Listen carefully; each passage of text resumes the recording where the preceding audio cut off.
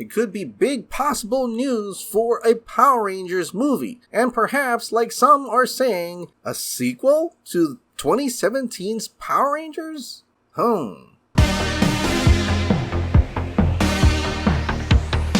Now, Lionsgate produced Power Rangers 2017. It's a retelling and loosely adapts Day of the Dumpster, the pilot episode of Mighty Morphin Power Rangers. The film follows a group of teenagers who gain newfound powers and must use them to protect Earth from an ancient reawakened threat. Rita Repulsa, played by Elizabeth Banks. Now, this movie solely focused on the teenagers for most of the movie, but then it got into some awesome Power Rangers action and crazy Zord fights. The movie was a darker tone than the Mighty Morphin Power Rangers series, and when it released in theaters, it was met with mixed reviews, with criticism primarily focusing on its uneven tone, while they do praise the actor performances, visual effects, and Mizuka score. But it was a box office bomb, grossing only $142 million worldwide against a budget between $100 and $105 million.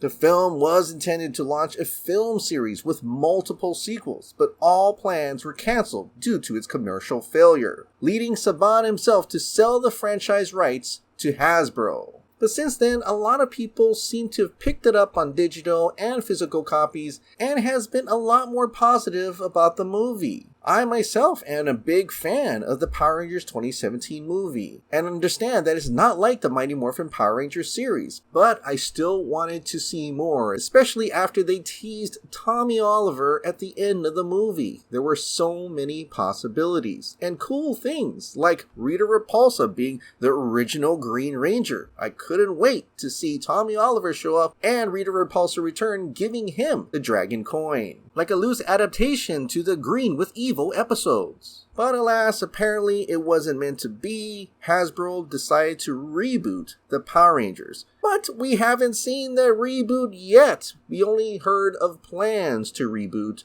with Jonathan Entwistle and Jenny Klein. But then again, that reboot was going to be a series and not a movie. And it was all going to be produced by E1. But recent news is that Lionsgate has successfully acquired E1 Entertainment TV and film operations from Hasbro for approximately $500 million. And with Lionsgate being the original production team for the Power Rangers 2017, it is kind of full circle now that they now have all the rights to make a sequel to the 2017 Power Rangers. And if that's the case, I would definitely love to see a sequel to it, and I think a lot more people are finally coming to terms with liking that movie. And now that they got all the origin stories out of the way, they can get straight to the Power Ranger action, and I would be incredibly happy. Yes, the kids are a little bit grown up, but recently they look kind of the same. Now, some people are saying, well, last November, Hasbro announced plans to sell its E1 assets. Their properties such as Power Rangers were not included in the deal. But that is confusing because within this article from Variety, Hasbro said they look forward to partnering with Lionsgate, especially on a movie adaptation of Monopoly, which is a Hasbro property. So just like how Paramount can make Transformers movies, Hasbro may reach out to Lionsgate to have them make a Power Rangers movie. Now, most likely, I'm going to say it will be a reboot movie, but now that they have all the rights to the Power Rangers 2017 movie, they have the power to make the sequel.